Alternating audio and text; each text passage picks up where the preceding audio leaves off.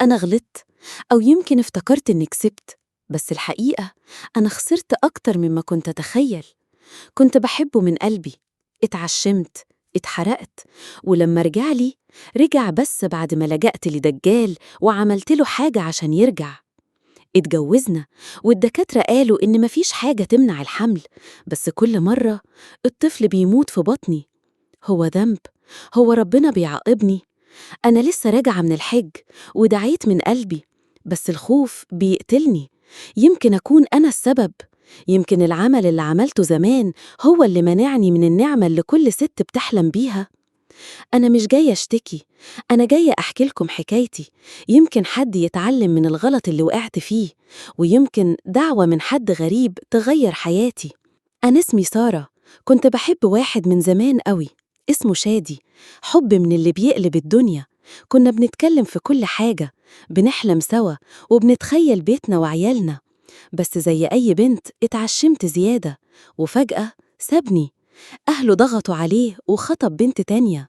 أنا انهارت، وقلبي كان بيتكسر كل لحظة، بس قلبي ما كانش قادر ينسى. وقتها واحدة صاحبتي قالت لي: روحي الشيخ، وهو مش شيخ أصلاً، ده طلع دجال.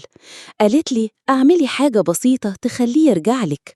ما كنتش مقتنعة، بس لما شفته بيتمسك بإيد خطيبته وبيتصوروا وينزلوا صورهم على النت بتغاض، أنا اللي المفروض أكون مكانها، روحي اتحرقت.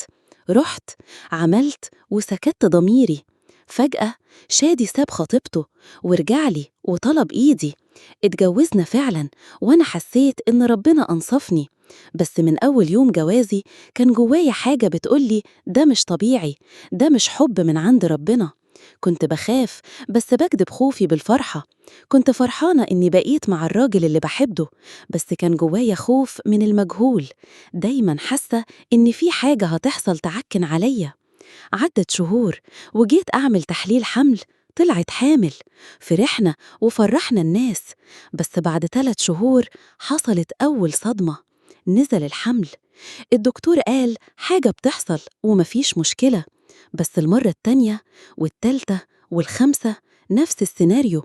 وأنا كل مرة بحس إني بموت وبدفن وأنا حية. بدأت أسأل نفسي: هو ده عقاب؟ هو أنا لما لجأت الدجال كنت ببيع ديني؟ كنت بصلي وأدعي، بس قلبي مش مرتاح. كنت شايفة كل قرايبي بيخلفوا، وأنا باخد شكاوي الناس اللي حواليا وبحس إني في دوامة. جوزي عمره ما اشتكى، بس أنا كنت بشوف نظراته، نظرة ألم، نظرة فقد، وأحياناً نظرة لوم مخنوق. السنة دي ربنا كتب لي الحج. رحت، وكنت شايلة قلبي كله هناك.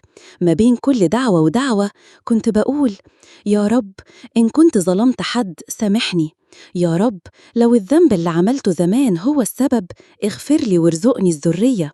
رجعت وأنا عندي أمل، بس لسه خايفة.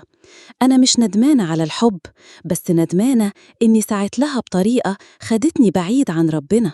يمكن الذنب اللي عملته كان من ضعف، بس بحاول أصلح، بحاول أرجع لربنا وأقول: يا رب، لو حرمتني من الولد ما تحرمنيش من رضاك.